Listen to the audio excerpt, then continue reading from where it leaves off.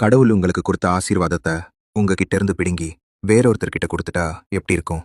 இத பத்தி இயேசு சொன்ன ஒரு அதிரடியான கதை தான் இது. ஒரு பெரிய நிலக்காவலர் இருந்தாராம். அவரு ரொம்ப ஆசைப்பட்டு ஒரு பெரிய திராட்சை தோட்டத்தை உருவாக்கினாரு. வேலி போட்டு பாதுகாப்புக்கு கோபுரம் கட்டி பக்காவா ரெடி பண்ணிட்டு சில விவசாயிகள் கிட்ட குத்தகைக்கு விட்டுட்டு போனாரு. அறுவடை நேரம் வந்ததும் தன்னோட பங்க வாங்கிட்டு வர வேலைக்காரங்களை அனுப்புறாரு. ஆனா அந்த விவசாயிகள் என்ன பண்ணாங்க தெரியுமா?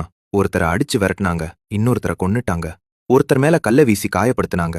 மறுபடியும் ஆட்கள் அனுப்புனாலும் அதே கொடுமை தான் நடந்துச்சு. கடைசியா அந்த ஓனர், சரி என் சொந்த மகனை அனுப்புவோம், அவனுக்கு கண்டிப்பா மரியாதை கொடுப்பாங்கன்னு நம்பிக்கையா அனுப்புனாரு.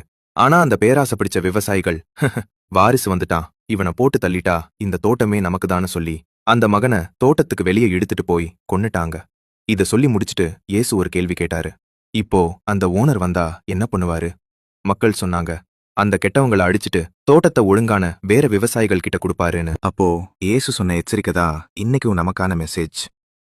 வீடு கட்டுறவங்க வேணாம்னு தூக்கி போட்ட ஒரு கல்லுதான் இன்னைக்கு அந்த கட்டிடத்துக்கே மூலக்கல்லா இருக்கு. அதே போலதான் இயேசுவும். நமக்கு கிடைச்ச வாய்ப்புகளையும் ஆசீர்வாதங்களையும் வச்சு நாம சரியான கனிகளை கொடுக்கலனா அந்த ராஜ்யம் நம்ம கிட்ட இருந்து பறிக்கப்பட்டு வேறொருத்தருக்கு போகும்.